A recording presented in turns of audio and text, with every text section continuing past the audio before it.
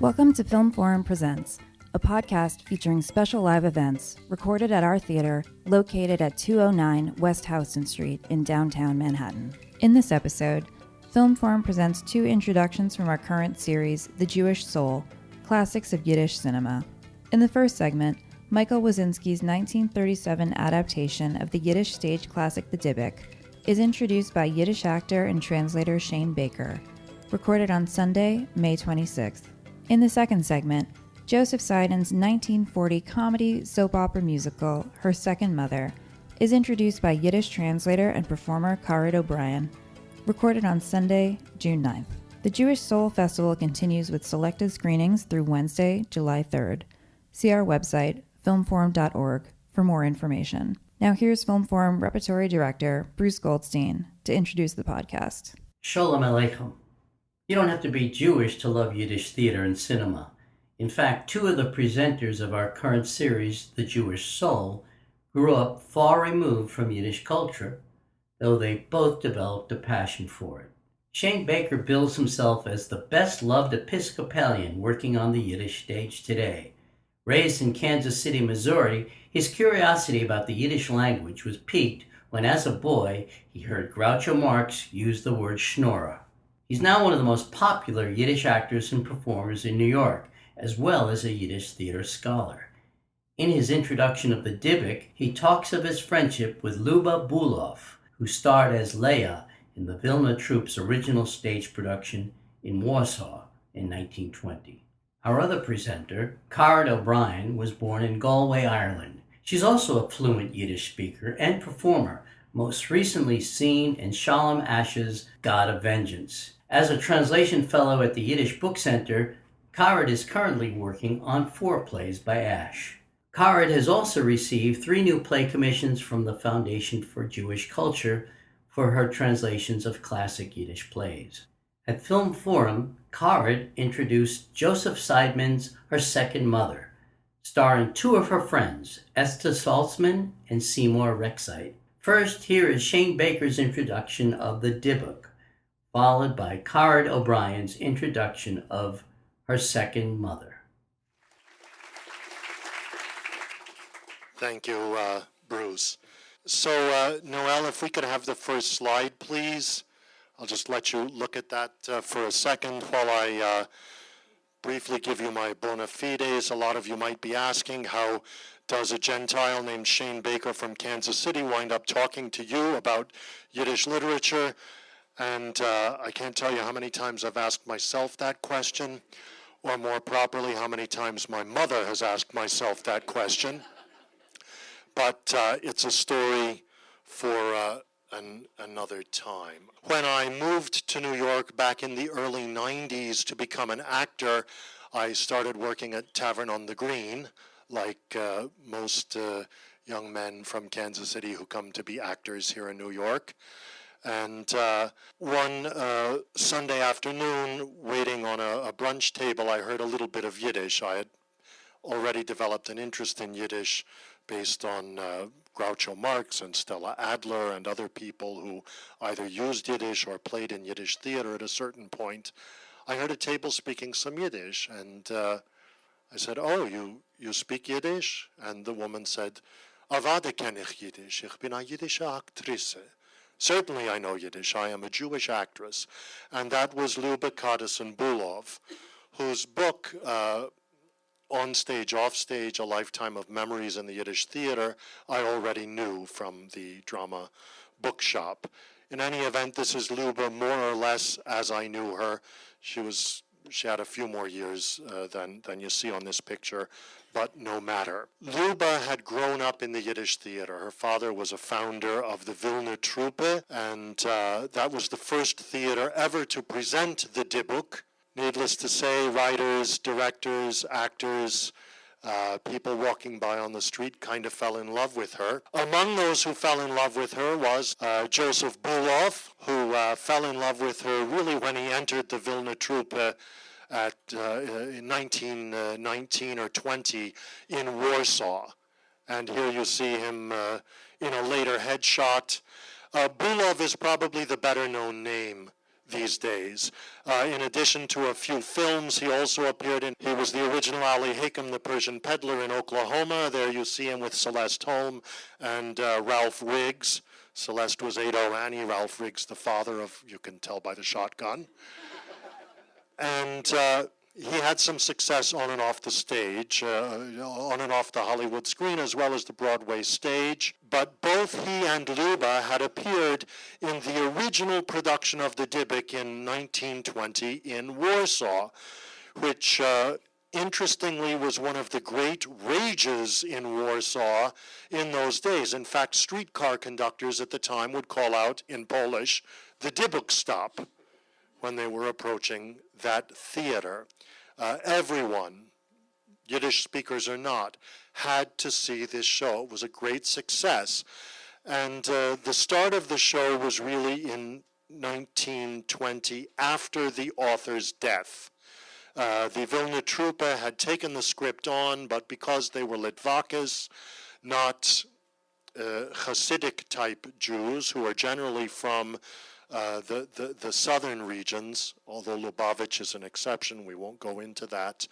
They had received the script. In fact, Luba rode out with her father to pick up the script from Szymanski himself, Shlomo Zanvil Rappaport. The pseudonym was Szymanski. He had written the script a number of years before based on an ethnographic tour he had made of Galicia, the southern region of Eastern European Jewry, where Hasidism was more popularly practiced, and where he assembled a large collection of Jewish folklore, which was to be the basis for the play, the Dybbuk. The movie, the play, they're more or less the same thing. The stories that you see, the buried synagogue, the dead coming back to pray and cry at night in the synagogue, even the legend of the Dybbuk itself, the prayers of the bride and groom at the tombstone of the martyred bride and groom from Khmelnytsky's pogroms. These are all folklore that were assembled from different towns throughout Galicia. So it's all true in the sense that it's based on legends that Ansky heard. Here you have a poster from the original production of the Dybbuk.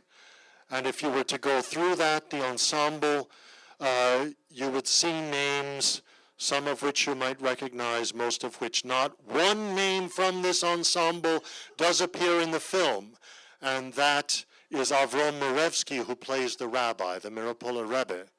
And so you'll get a taste of what that original production was like when the Mirapola Rebbe appears on the screen, for what it's worth. Luba eventually graduated. She did not play Leia in the original productions. She was too young.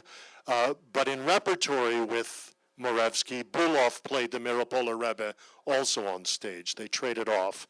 Eventually, Luba did work her way up to playing the role of Leia. That's Miriam Orleska in the original production with Noach Nachbush, a role that was suggested to Ansky by none other than the head of the art theater, Stanislavski himself, who read the script and said, oh, you should have a character who's a kind of chorus. And so that role, the messenger, the Meshulach, was added. Here you see Luba when she graduated to the role of Leia, with her father, a founder of the troupe, Leib Kadison, and Miriam Orleska, who was by this time playing the nanny.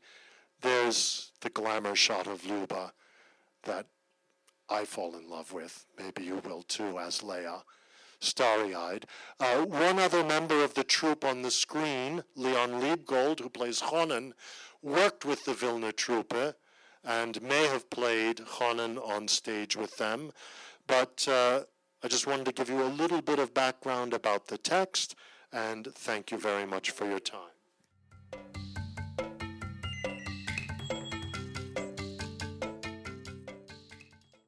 Please welcome Caraid O'Brien. Oh, thank you so much, Bruce. This is the amazing Seymour Rexite. He was quite a bit older than that when I met him first in the 90s. I came to New York and started collecting interviews with the last remaining stars of the Yiddish theater. And I went to Seymour's apartment overlooking Washington Square Park, and it was just jam-packed full of memorabilia about his career in the theater. In the height of his career in the mid-30s, he was doing a show on 2nd Avenue. As some of you probably know, there's about 12 Broadway-sized houses, 2,000, 3,000 seats in New York, in Manhattan, the Bronx, and Brooklyn. And so it was really, so much was happening with Yiddish culture at the time. And he would star in a show on 2nd Avenue. Yiddish radio was also exploding. He was started on the Yiddish radio in the 20s. And did 18 live radio shows a week. And then his day wasn't over then. He would take a cab uptown with Menashe Skolnick and do the midnight show at Billy Rose's Casino de Paris, which was the premier supper club. It's the venue for the later Studio 54. And he would perform with Gladys Glad and the Ziegfeld Folly Girls and Bill Bojangles Robinson and Eleanor Powell. So he had very much a foot in all aspects of the American theater, in English and in Yiddish.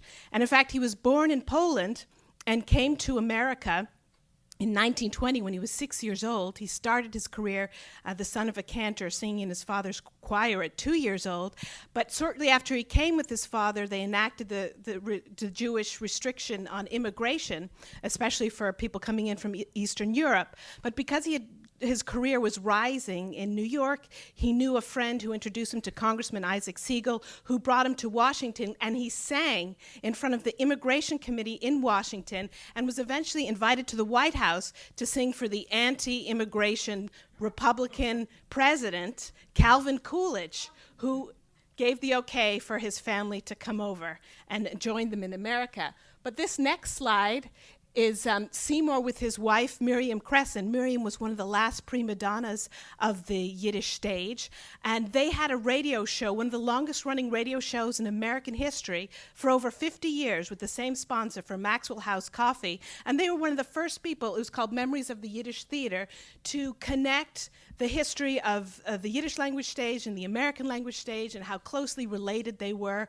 You even had Gershwin going down to 2nd Avenue, auditioning for the Yiddish composer Waszynski, and he said to him, "Go uptown, kid, go uptown." So these were so much of the American English language stage and the American Yiddish language stage had creators of the same biographies, native Yiddish speakers who immigrated to this country, and just some took one style of music and others another. But in the 1920s, some of the Yiddish shows were grossing more than their Broadway counterparts. But this next picture shows Seymour and Miriam. Miriam unfortunately passed away in 1996, and I only met Seymour in 1997. And he was in the process of organizing all his archives, which I helped him do, and sending them where they're preserved now at Harvard University. In addition to being this incredible singer, and the Washington Post, when he sang that time in Washington, the Washington Post called him as having the best young juvenile voice in America today. In this movie, he plays the DA, and he has one beautiful solo, just one. Some of the other Joe Seiden films, he had a couple. So really listen carefully when you'll hear him. It's just, even until just a few months before he died, he continued to sing. If he was talking to you, is telling you about someone, he would sing their hit songs, and his voice was just as beautiful as what you're about to hear. He and his wife, Miriam Cresson, also translated all the hit parade songs into Yiddish, like Tea for Two, the songs from No No No Net, the songs from Kiss Me Kate, any Frank Sinatra, Perry Como song, he did that in Yiddish. And in fact, he shared a composer and a piano player with Perry Como. He was the son of the Yiddish actor Sam Medoff, and he made up a new name for him, Dick Manning. So they had the same composer, and they sang the same songs. This is the beautiful Esta Salzman, who stars in this film. When I met her, I didn't realize that she had probably made more Yiddish films than any other Yiddish performer. These films were made very quickly over a couple of days on a low budget. Esther had also been a child star. She'd been in a silent movie in the early 20s that doesn't exist called Salome of the Tenements. She played a young girl. And she was this bubbly, sparkling personality who toured America with Molly Picon playing the second lead. But she always thought of her life in the Yiddish theater and the Yiddish film as very workaday. She didn't give herself a lot of credit for how she could carry a film, for instance, that we're about to see. And she did it to make a living, at first to support her family. Her father was a stagehand in the Yiddish theater, and later to support her husband and her child. Her husband, they were married for a few years, is also in the film. He plays the bad guy, Ben Grossman. His name is Dave Labritsky. And they had one son, Jamie, who sent me over these photos. And this is Esther in the Jewish Melody. This is another film that's Esther over there in the corner. And then one more. Yes, this is backstage at a Yiddish theater. This is Esther and Jette Swirling. That's another great personality you're going to see. She was the kind of the Lucille Ball of the Yiddish theater. Just watch what she does with her mouth in this film. It's just totally captivating the way she can smoke a cigarette. But she was just very funny and loved. And she and Seymour did a tour of Mexico in the 30s that kept being extended. It was so popular. And then this final shot, this is Esther as I knew her. Like many Yiddish activists and artists, she lived in Penn South. And in fact, I stayed with her when I was between apartments for about 6 months in early 2000s. And she was just a phenomenally generous, loving, incredible person. She didn't keep much memorabilia. She was the opposite of Seymour from her Yiddish theatrical life. And but she had some great stories about working with Molly and everyone. And I'm very excited for you to see her in just a minute. Thank you, Bruce. Thank you. I can't wait to hear her talk about James Joyce. She also plays Molly Bloom in Radio Bloom's Day, correct? Yeah, she is going to be amazing. We have someone else in the audience who has a deep connection to this movie, the grandson of the director, Joe Seiden, Mark Dichter. You want to say something? Hi, thank you for coming. It's a pleasure. I haven't seen this film, and I almost was in it. They needed a baby, but they had a girl baby, and I was in the film right after that as a boy baby when I was 6 months old. So I actually had the pleasure of watching Joe Seiden direct, but I don't really remember much about it. When I knew him, he had stopped directing, and he had all his films on 16 millimeter, and he would go up to the Borscht Belt and down to Miami, and everybody would come out and see him. So he knew that this stuff was ephemeral, and he always treated it that way. And he felt that when the Jewish population, Yiddish-speaking population, aged out, and he aged out, there'd be no future for this stuff.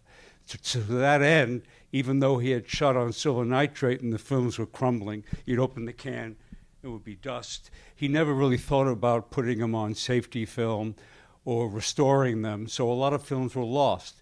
But somehow, between the French people that did this and my uncle gave the films in the basement that were deteriorating to Brandeis, they were able to reconstitute a whole bunch of films. So I hope you enjoy it. I'm going to. And my father was a sound recordist on this. This was one of his first films in 1939. And my family is in the business and stayed in it. We all ended up in the film business. So it's a pleasure for me, and I hope it's a pleasure for you too. And Bruce, thank you very much for doing it. Thank you. That's Jim Hoberman, who wrote the fantastic history of the Yiddish cinema, Bridge of Light, which we have at the concession. He will be here in 2 weeks. Remember, this Sunday, next Wednesday, I think, matinee, we're showing the original Tevye, starring Maurice Schwartz. So that's our next Yiddish film. But here is Her Second Mother, starring Esther Saltzman and Seymour Reichseit.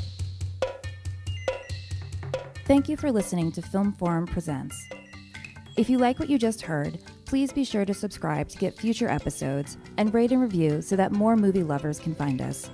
Film Forum is an independent nonprofit cinema, and our doors have been kept open for nearly 50 years thanks to the invaluable support of our members and donors. Please visit www.filmforum.org for details on membership, as well as information and showtimes for our current programming. See you at the movies.